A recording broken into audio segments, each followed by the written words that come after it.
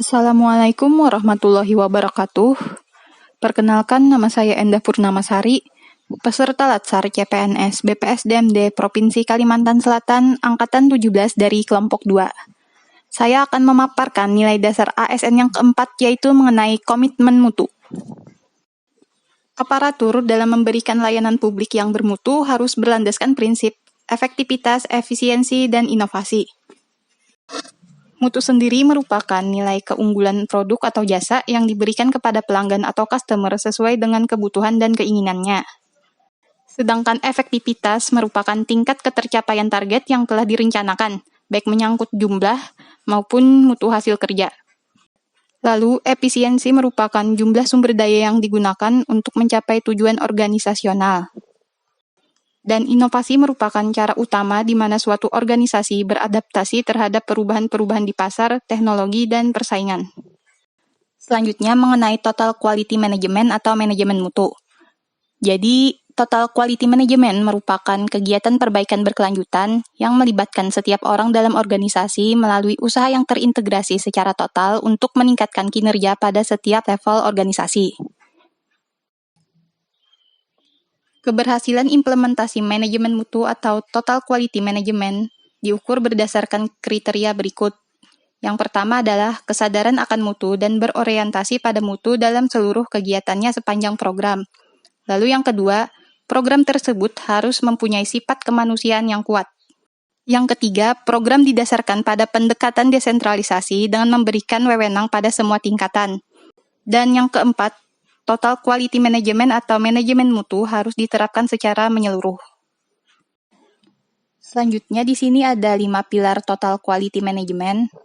Jadi, kelima pilar tersebut memiliki keterkaitan dan ketergantungan yang tinggi satu sama lain, di mana organisasi merupakan pilar tengah yang membuat kerangka kerja berorientasi pada mutu.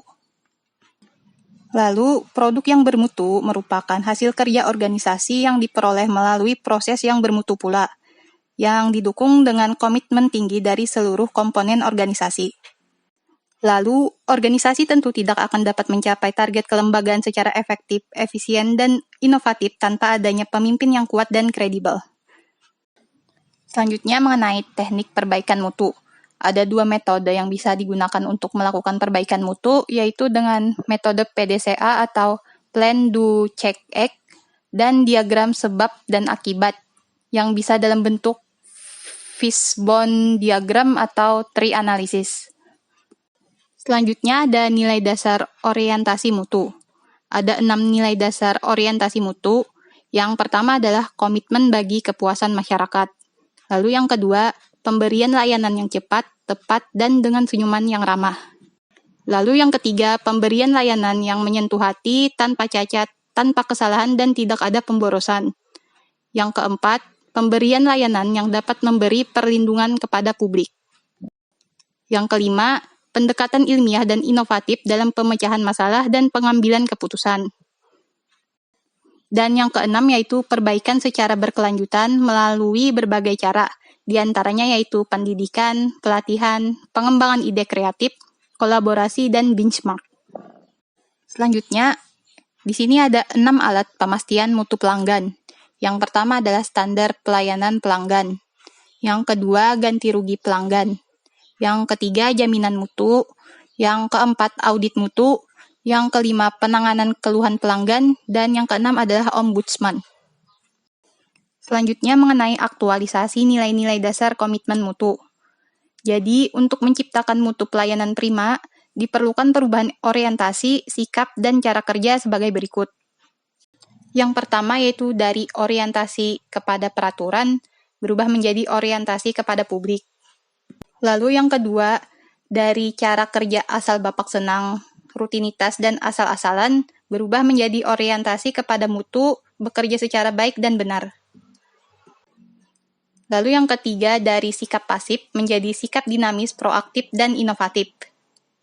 Dan yang keempat yaitu dari cara kerja individualis dan egosentris menjadi cara kerja tim sebagai satu kesatuan proses untuk melayani masyarakat.